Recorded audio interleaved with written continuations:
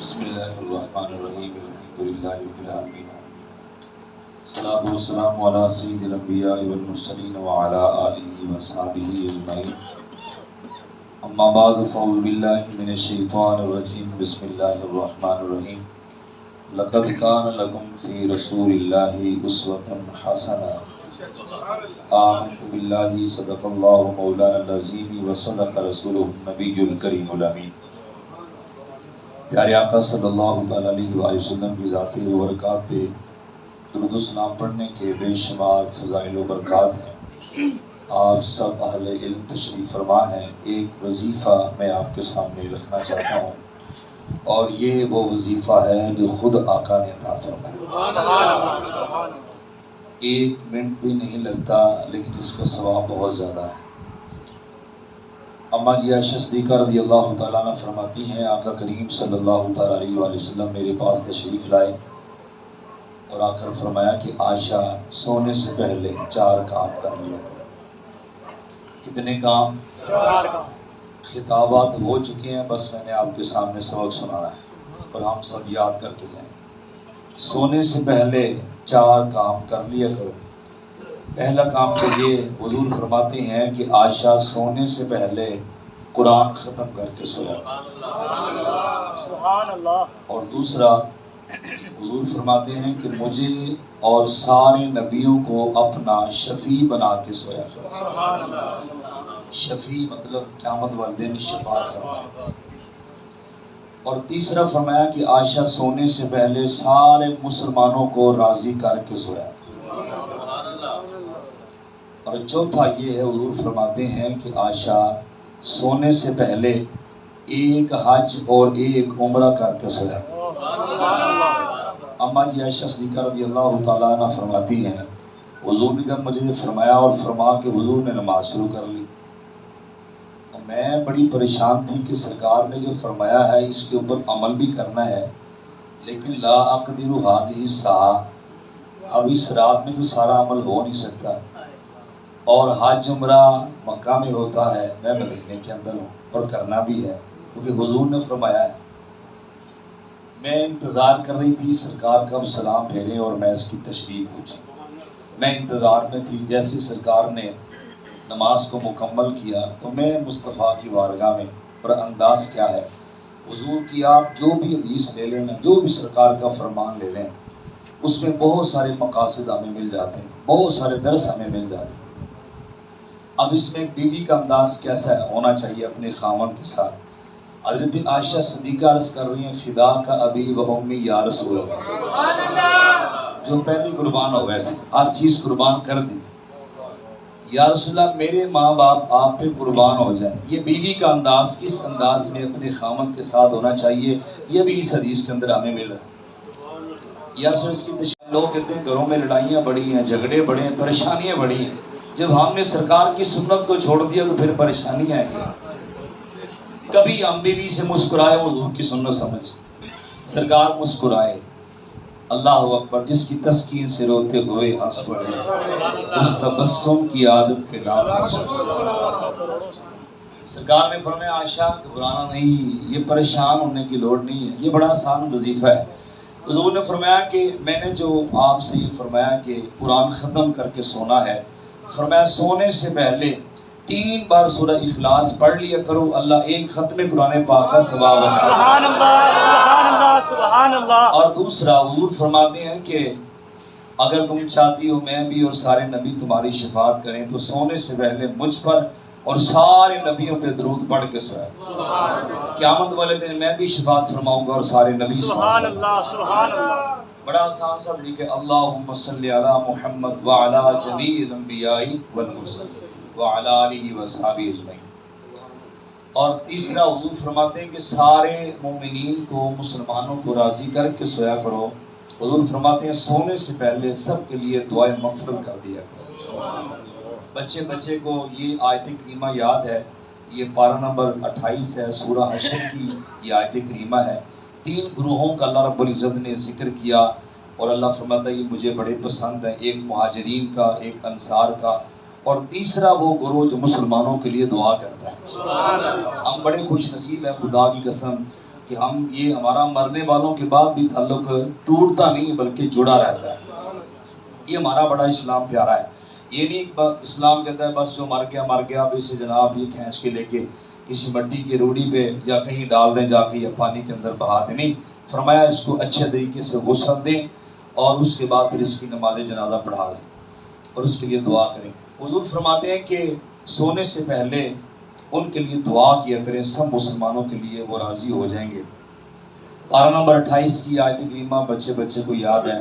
ربنا اغفر لنا ولاخواننا الذین سبقونا بالایمان. آپ سب کو یاد ہے. اگر عربی میں یاد نہیں تو ویسے اردو میں دعا کر دیا کریں، یا اللہ جتنے مسلمان آج تک دنیا سے جا چکے ہیں، چھوٹے بڑے، جن کے لیے دعا کرنے والا کوئی ہے یا نہیں ہے، مالک سب مسلمانوں کی مغفرت فرما. اور چوتھا حضور فرماتے ہیں کہ عائشہ ایک بار پڑھ لینا ہے سبحان اللہ والحمد للہ ولا الہ الا اللہ واللہ اکبر. فرمایا جب ایک بار پڑھ لو گی اللہ ایک حج اور ایک عمرے کا ثواب عطا. اگر کسی کو وظیفہ یہ بھول جائے تو دوبارہ بھی وہ پوچھ سکتا ہے، بار بار پوچھ سکتا ہے، اور یہ سب کو یہ کرنا چاہیے.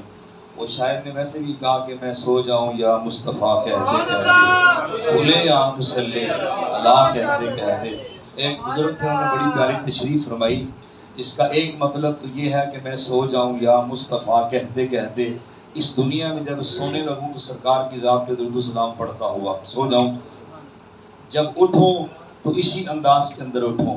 پھر جب میری آنکھ بند ہونے لگے، دنیا سے جانے لگوں تو اس وقت بھی میری زبان پہ کلمہ جاری ہو، سرکار کی ذات پہ درود و سلام جاری ہو. پھر جب قبر میں آ کے فرشتے اٹھائیں تو اس وقت بھی میری زبان پہ درود و سلام جاری ہو.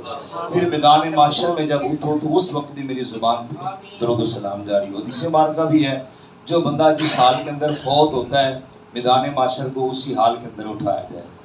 تو محبت کے ساتھ باواز بلند ایک بار دروشی پڑھ لیں. صلاۃ و سلام علیکم سیدی یا رسول اللہ وعلی آلہ وصحبہ یا سیدی یا حبیب اللہ.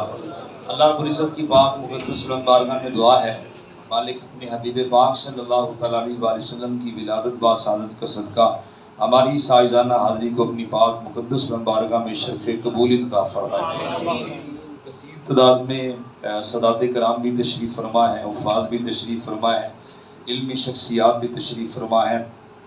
ہم سب یہاں بیٹھے ہیں، اللہ پاک سب کی حاضری قبول فرمائے. اور ہم سب شکریہ ادا کرتے ہیں ہمارے بزرگ کی بلا عاشق رسول. ابھی آپ نے گفتگو بھی سماعت فرمائی، جناب حضرت ڈاکٹر محمد ارشد جاوید صاحب، اللہ پاک ان کا سایہ ہمارے سروں پر تا دیر تک سلامت فرمائے، ان کے بچوں کی پوری فیملی کی خیر فرمائے، اس گھر پر اپنا خاص فضل اور کرم فرمائے. اللہ رب العزت نے فرمایا لقد کان لکم فی رسول اللہ اسوۃ حسنہ. تحقیق رسول اللہ صلی اللہ تعالیٰ علیہ وآلہ وسلم کی زندگی مبارکہ تمہارے لیے بہترین نمونہ ہے. ہم سب کو اللہ پاک نے پیدا کیا. ابھی حکیم صاحب ڈاکٹر صاحب یہی فرما رہے تھے، اللہ رب العزت نے انسان کو بنا کے بے مقصد نہیں چھوڑا. اگر آپ ایک موبائل فون بھی لیتے ہیں نا مارکیٹ سے، جب آپ اس کا ڈبہ کھولتے ہیں تو اس میں ایک کتاب آپ کو ملتی ہے. اس کتاب کا مطلب یہ ہوتا ہے، سب کچھ لکھا ہوتا ہے کہ آپ نے اس کو چلانا کیسے ہے، اس کی سیٹنگ کیا ہے، کون کون سی ایسی چیزیں ہیں جو اس کو نقصان دے سکتی ہیں. اچھا، اس سے زیادہ اگر کوئی آپ مارکیٹ میں جا کے مہنگی مشینری لیتے ہیں تو کمپنی یہ کرتی ہے، ایک تو وہ کتاب آپ کو دے دیتی ہے اور دوسرا یہ کرتی ہے کہ ایک نمائندہ بھی ساتھ بھیج دیتی ہے تاکہ میرے کسٹمر کا نقصان نہ ہو جائے. وہ آ کے وہ بتاتا ہے کہ اس مشینری کو کہاں رکھنا ہے اور کس انداز میں چلانا ہے، کب چلانا ہے، کب بند کرنا ہے، وہ ساری چیزیں آ کے وہ بتا دیتا ہے. اللہ رب العزت نے حضرت انسان کو بنایا اور بنا کے ایسے بے مقصد نہیں چھوڑا. اللہ پاک نے عقل سلیم بھی عطا فرمائی اور اس کے ساتھ ساتھ اپنے پیاروں کو، نبیوں کو بھی دنیا کے اندر بھیجا. لیکن ہماری خوش نصیبی یہ ہے کہ اللہ رب العزت نے ہمیں امام الانبیاء عطا فرمایا. سبحان اللہ. ان کو کیا خبر ہے ماں باپ کے ساتھ زندگی کیسے گزارنی ہے، بیٹی کیا ہوتی ہے، ان کو کیا خبر ہے کہ بھائی کیا ہوتا ہے، ان کو کیا خبر ہے ہم نے سجدہ کس کے آگے کرنا ہے، ان کو کیا پتہ ہے انسانیت کیا ہوتی ہے. حضور اکرم صلی اللہ تعالیٰ علیہ وسلم کو اللہ رب العزت نے دنیا کے اندر بھیجا حضرات گرامی، حضرت انسان کو اللہ پاک نے اس دنیا کے اندر بھیج کے ہمیں وہ کتاب بھی عطا فرما دی ہے۔ وہ کتاب کیا ہے؟ کون سی کتاب ہے؟ بولے ذرا، کون سی کتاب ہے؟ وہ قرآن پاک بھی اللہ پاک نے عطا فرما دیا اور مصطفیٰ بھی عطا فرما دیا۔ اس وقت اگر غیر مسلم اگر کوئی کلمہ پڑھتا ہے، آپ صرف اسے قرآن اگر دے دیں، وہ صحیح معنوں میں کامل مسلمان نہیں بن سکتا، وہ کامل مومن نہیں بن سکتا جب تک آپ سنت مصطفیٰ نہ اسے بتا دیں، جب تک سیرت مصطفیٰ نہ اسے بتا دیں۔ یہ دونوں لازم ملزوم۔ ہم غلامی رسول میں موت بھی قبول ہے یہ نعرہ لگاتے ہیں۔ کل بھی میں نے محفل کے اندر بات کی تھی، کاش ہم یہ بھی کہیں کہ غلامی رسول میں مصطفیٰ کا قرآن بھی قبول ہے، مصطفیٰ کا قرآن بھی قبول ہے۔ صحابی حضور کی بارگاہ میں، یا رسول اللہ رات کو میں نے ایک منظر دیکھا، آسمان سے ایک نور آیا میرے گھر تک، اور میرے گھوڑے نے بھی دیکھا اور وہ بھی بدکا، وہ ڈرا اس کو دیکھ کے، میں دیکھ رہا ہوں اور میں بھی اچانک سے ڈرا۔ اس کے بعد میں نے تلاوت کو بند کر دیا، تلاوت کر رہا تھا، سو گیا۔ حضور کی بارگاہ میں صبح وہ سرکار کی بارگاہ میں آیا تو آقا علیہ السلام نے فرمایا، وہ جو نور تم دیکھ رہے تھے جب تم قرآن کی تلاوت کر رہے تھے تو اللہ پاک کے فرشتے اس تلاوت کو سننے کے لیے آپ کے گھر میں اتر رہے تھے۔ فرمایا اگر صبح تک قرآن کی تلاوت تم جاری رکھتے تو اپنی آنکھوں سے فرشتوں کا دیدار کر لینا۔ سبحان اللہ۔ یہ قرآن ہی بتاتا ہے، قرآن یہ بھی بتاتا ہے پہلے پارے میں، یضل بہ کثیرا ویہدی بہ کثیرا، بہت سے ایسے ہیں جو قرآن پڑھتے ہیں تو گمراہ ہو جاتے ہیں، اور بہت سے ایسے ہیں قرآن پڑھتے ہیں تو ہدایت یافتہ ہو جاتے ہیں۔ سوال یہ پیدا ہوتا ہے بندہ پڑھے قرآن اور گمراہ ہو جائے، یہ کیسے ہو سکتا ہے؟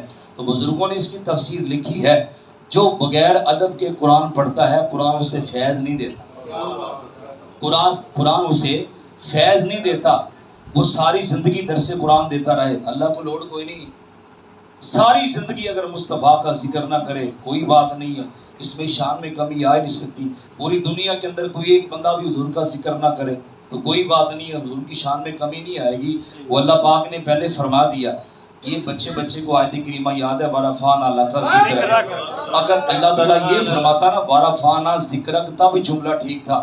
اس کا ترجمہ یہ بنتا ہے ہم نے آپ کے ذکر کو بلند کر دیا ہے، لیکن فرمایا اللہ کا محبوب ہم نے آپ کے لیے آپ کے ذکر کو بلند کر دیا۔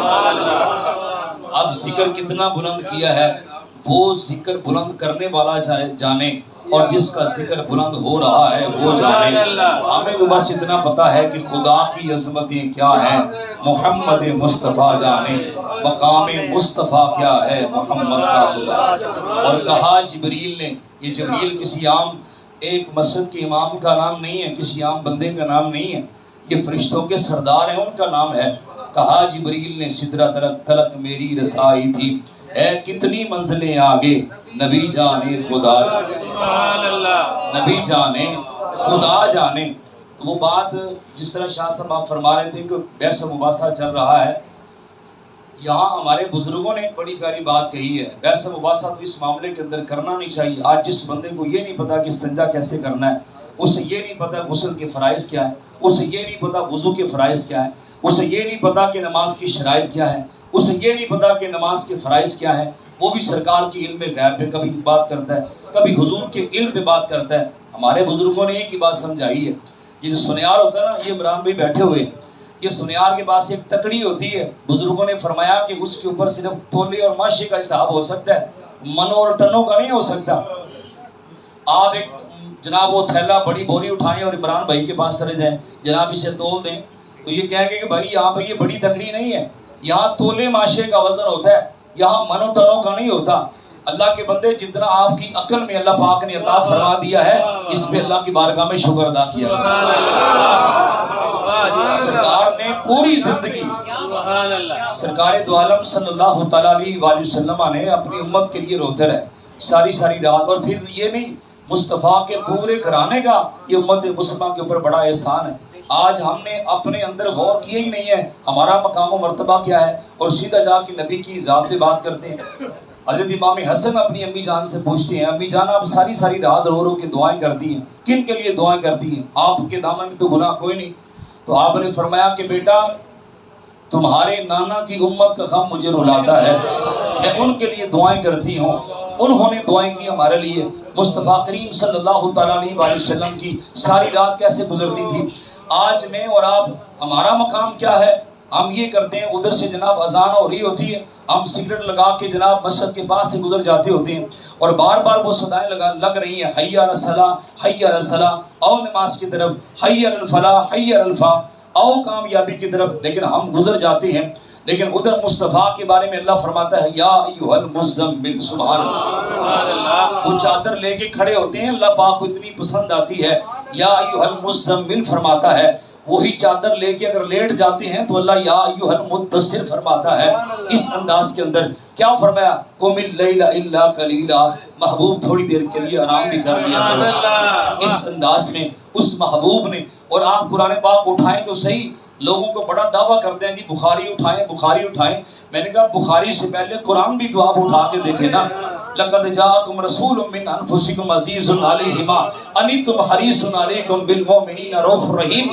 کبھی چلو ہم سے نہیں، میلاد والوں سے نہیں، کبھی اپنے کسی عالم دین سے اس کا ترجمہ اور اس کی تفسیر سن کے دیکھنا کہ اس کا ترجمہ کیا بنتا ہے اور اس کی تفسیر کیا بنتی ہے۔ تیری ماں ایک بار، تیرا باپ ایک بار، دو بار، تین بار تیری شکایتیں وصول کرتا ہے، چوتھی بات کہتا ہے اگر اس دفعہ تمہاری شکایت آئی میں گھر سے باہر نکال دوں گا۔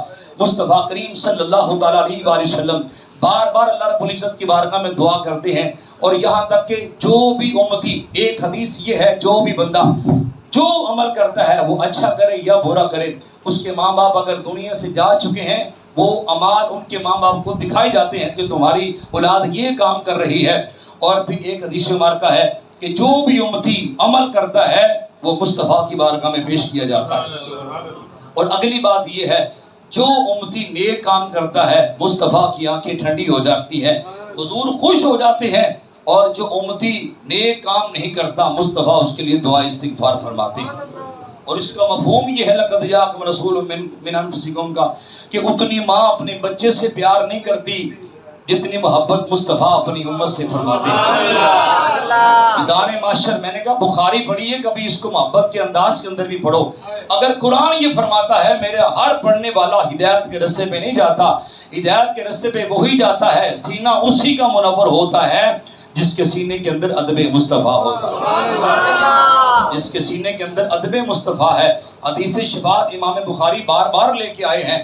وہ کیسا منظر ہوگا جب سارے انبیاء اپنے اپنے نور کے جلووں پہ تشریف فرما ہوں گے وہاں پہ، لیکن مصطفیٰ کریم صلی اللہ تعالیٰ علیہ وسلم کی جگہ خالی ہوگی، اور وہاں پہ مصطفیٰ کریم صلی اللہ علیہ وسلم سجدے کے اندر سر رکھیں گے اور اللہ کی بارگاہ میں رو دیں گے اللہ اکبر۔ وہ شفیع، بار بار یہ لفظ استعمال ہوتا ہے، وہ شفاعت کا مطلب یہ ہے اللہ کی بارگاہ میں حضور یہی عرض کریں گے یا رب العالمین اس کے گناہوں کی طرف نہ دیکھ بلکہ میرا آنا دیکھ لے۔ یہ میرا امتی ہے، ساری زندگی مجھ سے محبت کرتا رہا ہے، میری ذات پہ درود و سلام پڑھتا رہا ہے، اور اپنے بچوں کی تربیت بھی اس معاملے میں کرتا رہا ہے۔ تو سرکار کس کے لیے رو دیں گے؟ اپنے لیے نہیں ہوگا، وہاں پہ صرف اپنی اولاد کے لیے نہیں ہوگا، وہ امت کے لیے ہوگا۔ اعلیٰ حضرت مجدد ملت آپ نے یہاں پہ بڑا پیارا لکھا، آپ فرماتے ہیں پیش حق مجدہ شفاعت کا سناتے جائیں گے۔ پیش حق اللہ کے سامنے مجدہ ہے خوشخبری، پیش حق مجدہ شفاعت کا سناتے جائیں گے، آپ روتے جائیں گے ہم کو ہنساتے جائیں گے۔ حضور ادھر سے رو رہے ہوں گے اور ہم ہنس کس لیے رہے ہوں گے؟ جب سرکار کے رونے کی وجہ سے اللہ جنت عطا فرما دے گا۔ اس انداز میں مصطفیٰ کریم صلی اللہ تعالیٰ علیہ وسلم نے جو ایک بار فرمایا ربی حبلی امتی، امتی کا اگر کروڑوں سال بھی اس کی عمر ہو جائے اور اس کے بدن پہ جتنے بال ہیں اگر اتنی زبانیں اللہ اسے عطا فرما دے اور کروڑوں سال کچھ اور کام نہ کرے، اگر وہ یا رسول اللہ یا رسول اللہ یا رسول اللہ فدا کا ابی و امی یا رسول اللہ کے نعرے لگاتا رہے، پھر بھی اس کا حق ادا نہیں ہو سکتا جو مصطفیٰ نے ایک بار فرمایا ہے۔ تو میلاد مصطفیٰ میں میری اہل محبت سے آپ نوجوان تشریف فرمائے ہیں، مقصد یہی ہے ہمارا مصطفیٰ کی سنت مبارکہ پہ عمل کرنا، حضور کی سیرت پہ عمل کرنا۔ اللہ رب العزت نے ہماری تخلیق فرمائی ہے، تخلیق فرما کے ہمیں چھوڑا نہیں ہے۔ اللہ رب العزت نے ہمیں وہ کتاب بھی عطا فرمائی ہے۔ جب ہم کتاب پڑھتے ہیں قرآن پاک تو یہ ہمیں بتاتا ہے یا ایھا الذین آمنوا انفقوا مما رزقناکم من قبل ان یاتی یوم لا بیع فیہ ولا خلۃ ولا شفاعۃ۔ جب ہم قرآن پڑھتے ہیں تو قرآن ہمیں بتاتا ہے وبالوالدین احسانا، یہاں تک بات کیا کہ ختم نہیں کرتا۔ ویسے تو امام راضی نے فرمایا اللہ قرآن کے اندر نہ بھی بیان فرماتا لیکن جن کو اللہ نے عقل سلیم عطا فرمائی ہے اپنے اوپر ماں باپ کی خدمت کو واجب قرار کر لیتے. وہ ایک بندہ سوچتا کہ میرے باپ نے کس انداز کے اندر محنت مزدوری کر کے مجھے اس مقام پہ کھڑا ہے، وہ سوچتا میری ماں نے پیٹ کے اندر کس انداز میں رکھا، پھر پیدائش کا مرحلہ تھا، اس کے بعد اس نے میری پرورش کی ہے، اس لیے میری ذمہ داری بنتی ہے. لیکن اللہ پاک نے یہاں یہ بات ختم نہیں کی، آگے فرمایا، یہی قرآن پڑھیں گے تو پتہ چلے گا، اما یبلغن عندک الکبر احدہما او کلاہما. قرآن نے فرمایا ایک کا ذکر نہیں کیا، یہ دو کا ذکر کیا ہے. میرے بڑے بڑے ایسے دوست بھی دیکھیں، ہم نے بڑی گاڑی لے لیتے ہیں 60-70 لاکھ کی، 80 لاکھ کی، 1 کروڑ کی، اور پیچھے لکھوا دیتے ہیں سب میری ماں کی دعا ہے. اور بڑی کوٹھی بنا لی اور بنا کے لکھوا دی سب میری ماں کی دعا ہے. ایسا ظلم نہ کریں، اگر لکھوانا ہے تو یوں لکھوائیے سب میرے ماں باپ کی دعا ہے. اور قرآن نے بھی ذکر کیا تو یہ دونوں کا ذکر کیا ہے. اور فرمایا، یہ نہیں فرمایا کہ ایک بوڑھا اگر صرف بوڑھی ماں ہو جائے، نہیں، فرمایا دونوں بوڑھے ہو جائیں یا پھر ان میں سے ایک بوڑھا ہو جائے. فرمایا اوف نہیں کرنی، اللہ اکبر جھڑکنا نہیں ہے. اور جب بھی بات کرنی ہے تو بڑے احسن انداز میں بات کرنی ہے.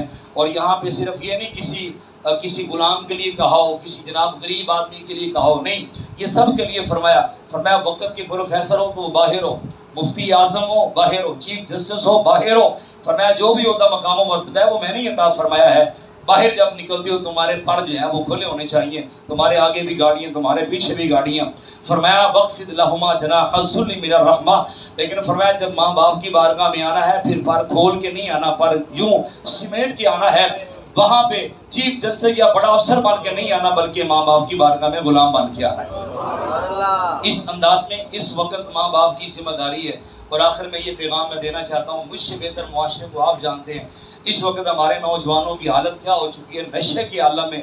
آج اگر 20 ہم نوجوان دیکھتے ہیں تو ان میں سے 12-13 نوجوان ہیں جو نشے کی حالت میں.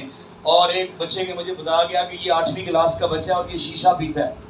اور مجھے دکھایا بھی گیا کہ یہ 8ویں کلاس کا بچہ، 8ویں. یہ بیٹا نوجوان میرے مسکرانے کا وقت نہیں ہے بیٹا، یہ اللہ کی بارگاہ میں سجدہ ریزی کرنے کا وقت ہے. اور پھر اس ماں سے جا کے پوچھیں، ایک ویڈیو میں نے دیکھی، وہ پوری دیکھی نہیں گئی. نوجوان سڑک کے کنارے پہ لیٹا ہوا، ماں اس کے پاس بیٹھی ہوئی ہے. اب نوجوان ہے، اب وہ ماں اٹھا نہیں سکتی، لیکن اس اپنے بچے کو چھوڑ کے جا بھی نہیں سکتی. ماں باپ تو جیتے جی مر جاتے ہیں، وہ تو کہتے ہیں اس سے بہتر تو ہوتا ہی نہ. اولاد تو اس لیے ہوئی تھی کہ چلو بڑے ہو کے ہمارے سہارے بنیں گے. ماں انتظار کر رہی ہے، گھنٹے کے بعد اس کو ہوش آئے، 2 گھنٹے کے بعد، 3 گھنٹے کے بعد. میں اگر چھوڑ کے چلی جاؤں گی، گاڑی اس کے اوپر سے گزر جائے گی، کوئی اسے مار دے گا، تکلیف دے گا، کوئی جانور اسے کاٹ دے گا. ماں انتظار کر رہی ہے جب میرے بچے کو ہوش آئے گا میں اسے گھر لے کے جاؤں گی.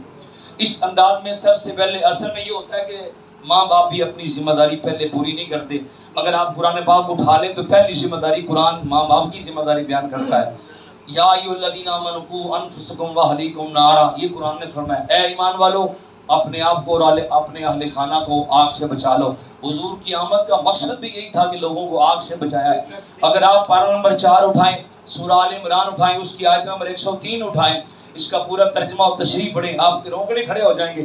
قرآن پاک نے کہا وَكُنْتُمْ عَلَىٰ شَفَا حُفْرَةٍ مِّنَ النَّارِ فَأَنْقَذَكُم مِّنْهَا. تمہاری حالت کیفیت یہ تھی، تمہاری زندگی کو گزارنے کا انداز یہ تھا، تمہارے اعمال یہ تھے کہ تم دوزخ کے گڑھے کے کنارے پر پہنچ چکے تھے. محمد عربی نے آ کے ایک ایک کو جنت کا وارث بنا دیا. اور صرف یہی نہیں، حضور نے فرمایا جس نے مجھے دیکھا اور میرے دیکھنے والے کو دیکھ لیا، سبحان اللہ، دیکھنے والے کو دیکھ لیا، میرے کسی صحابی کو بھی دیکھ لیا نا، جہنم کی آگ اس پر بھی آرام. یعنی اس انداز کے اندر مصطفیٰ کریم صلی اللہ علیہ وسلم انقلاب لے کے آئے. میلاد مصطفیٰ کا مقصد یہ. اب ویسے بھی ہم میلاد مصطفیٰ جو کرتے ہیں، نہ تو ہم اپنے خاندان کا چرچا کرتے ہیں کہ بھئی ہمارا اس خاندان سے تعلق رکھ ہے یا ہمارا اس برادری سے تعلق ہے. یہ سب سے پہلی جو ابتدا ہوتی ہے وہ کس سے ہوتی ہے بتائیں ذرا؟ تلاوت قرآن پاک. تو تلاوت قرآن پاک کے حوالے سے ہر بندہ جانتا ہے ایک حرف پڑھے تو اللہ پاک کتنا ثواب عطا فرماتا ہے. اور حضور نے یہاں تک فرمایا جس دل کے اندر قرآن نہیں وہ ویران گھر کی طرح ہے.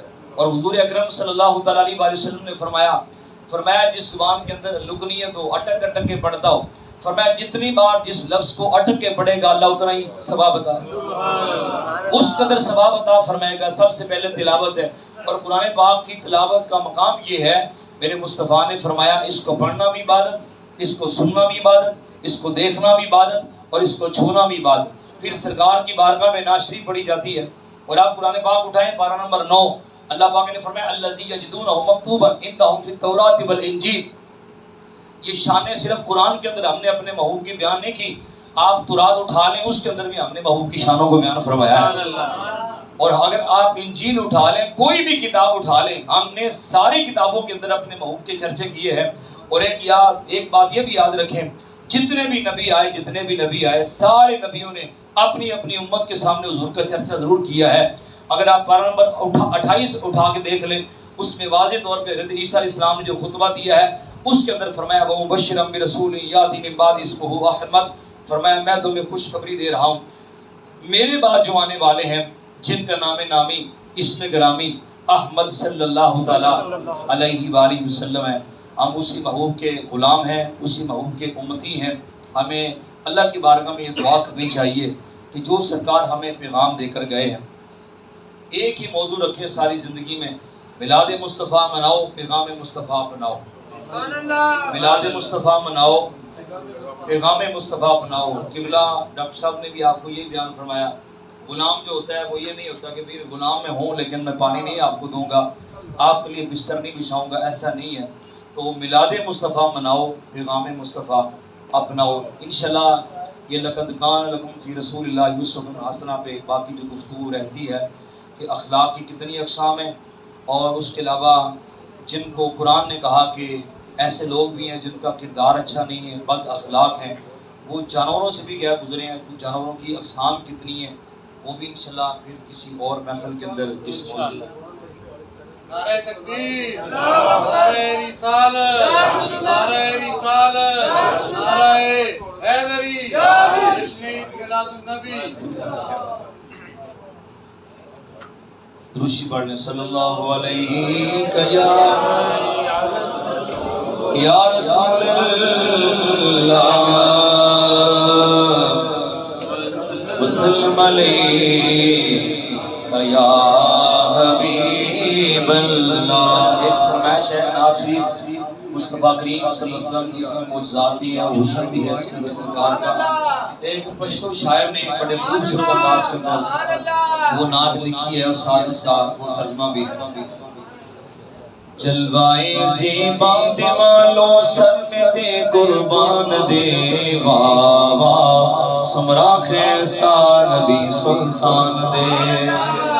اس کا ترجمہ یہ ہے میرا گھر اولاد جا محبوب پر قربان ہے، مرحبا مرحبا کتنا ہنسی میرا نبی سلطان ہے. سارے پڑھ لیں.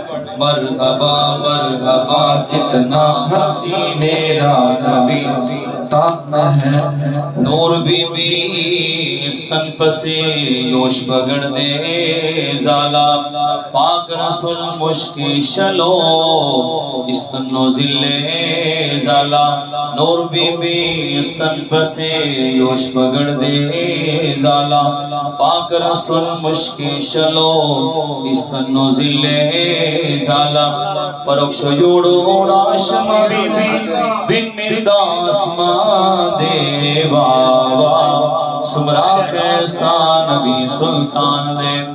ایک حدیث مبارکہ کا مفہوم ہے ان اشعار کے اندر. اما عائشہ کے ہاتھ سے جس وقت سوئی کھو گئی، اونچی آواز سے کہیں سبحان اللہ. اما عائشہ کے ہاتھ سے جس وقت سوئی کھو گئی، مسکرائے آپ تو ہر چیز روشن ہو گئی. مسکرائے آپ تو ہر چیز روشن ہو گئی. چہرہ محبوب ہے یا سورجوں کی کان ہے، مرحبا مرحبا کتنا ہنسی میرا نبی سلطان ہے. اور آخری شعر جس کے اندر عقیدہ اہل سنت بھی ہے. خازو چھی یوسف لی دو گدکڑی کلاما دا کائلے زلے بھی سربری علاما، زڑو نبی بھی کڑیوں دا مہدوم دمرا شان دے واوا سمرا خیستہ نبی سلطان دے. انگلیاں کٹ گئی جن کے حسن یوسف دے. اور اگر اس کی بھی تفسیر آپ نے پڑھی ہے تو سورہ یوسف پڑھ لیں قطعنا ایدیہن، کاٹی نہیں تھی بلکہ کٹ گئی تھی. اس نے یوسف پہ کٹی مصر میں انگشت زنا، سر کٹاتے ہیں تیرے نام پہ مردانے. نعرہ تکبیر، نعرہ رسالت، نعرہ رسالت، نعرہ حیدری، علمت و شان مصطفیٰ. انگلیاں کٹ گئی جن کی حسن یوسف دیکھ کر، دیکھ لیتی آنکھ سے میرے نبی کو وہ اگر. انگلیاں کٹ گئی جن کی حسن یوسف دیکھ کر. اور یہ ہماری عائشہ صدیقہ رضی اللہ تعالیٰ کا فرمان بھی ہے. آپ فرماتی مصر کی عورتوں نے یوسف کو دیکھا تھا تو صرف ان کے ہاتھ کٹے تھے، اگر میرے محمد کو دیکھ لیتی تو کلیجی کی باہر نکال دیتی. انگلیاں کٹ گئی جن کی حسن یوسف دیکھ کر، دیکھ لیتی آنکھ سے میرے نبی کو وہ اگر. پھیر لیتی دل پہ چھریاں یہ میرا ایمان ہے. مرحبا مرحبا کتنا وسیع میرا نبی سلطان ہے.